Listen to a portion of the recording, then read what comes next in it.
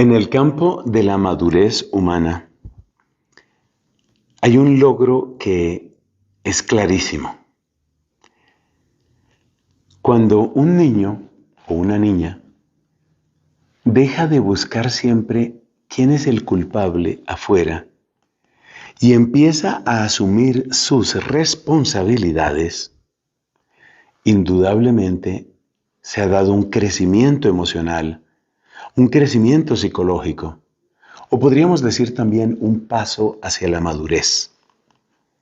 Es un pequeño paso, pero es muy importante, y sin ese no se dan otros. Porque hay que reconocer que los niños muy pequeños tienen la tentación, incluso la costumbre, de estar siempre buscando el problema afuera. ¿Por qué hiciste ese desorden? ¿Por qué estabas peleando con tu compañerito?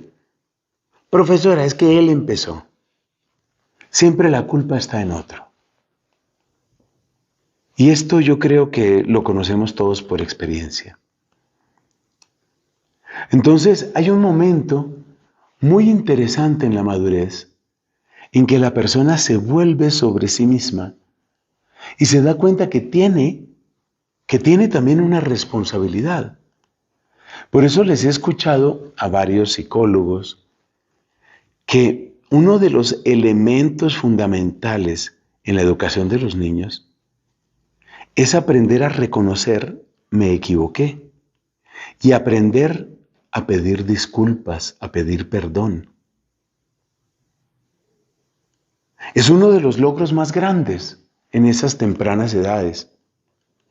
Es asumir responsabilidad, pero es también, y esto es más importante, aprender a mirar hacia adentro. Es que por ahí va esta reflexión, porque eso es lo que nos cuenta el Evangelio de hoy.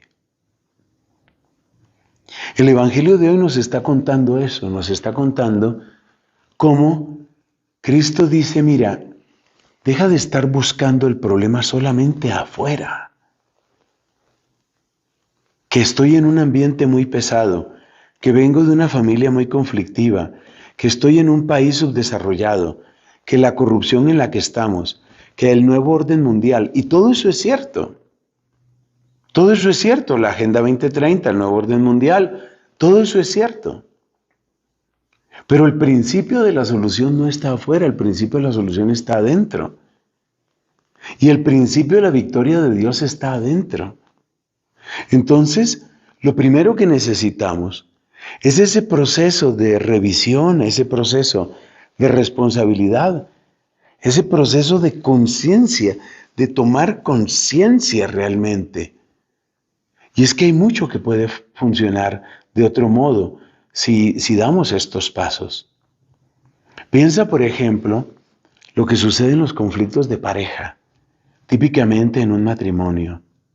Piensa lo que sucede ahí. Mi experiencia, en la medida en que he podido servir algo en consejería matrimonial, es que todo se convierte en mutuas acusaciones. Y cada uno está en el plano de descubrir los defectos del otro. Y es que tú.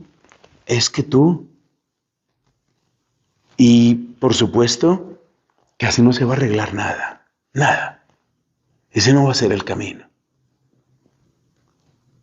Entonces yo creo que esta enseñanza de Cristo nos está invitando a una madurez humana, a una madurez emocional y psicológica y a una madurez espiritual. Todo lo cual se refuerza de un modo muy interesante cuando nos damos cuenta qué tipo de vida tuvieron que vivir los santos. ¿En qué ambiente estuvieron? ¿Por cuáles penalidades pasaron? ¿Cuáles cargas pesaban sobre sus hombros? Cargas que venían de su cultura, de su ambiente, de su clase social, de su familia. Cristo nos invita hoy a vivir sin excusas. Cristo nos invita hoy a asumir nuestra parte, nuestra responsabilidad.